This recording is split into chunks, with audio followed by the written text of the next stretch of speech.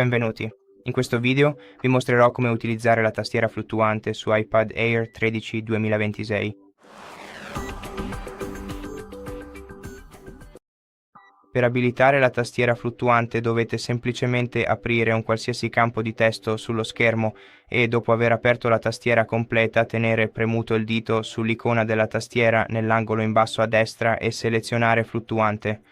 Questo aprirà la tastiera fluttuante sullo schermo e, se desideri tornare a quella normale, tocca l'icona con i tre puntini in basso e seleziona completa, che riporterà la tastiera alla modalità a schermo intero.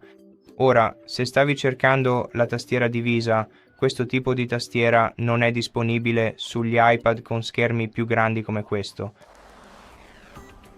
E questo è tutto per questo video. Grazie per la visione. Se ti è stato utile iscriviti al canale, lascia un like e un commento. Ci vediamo al prossimo video.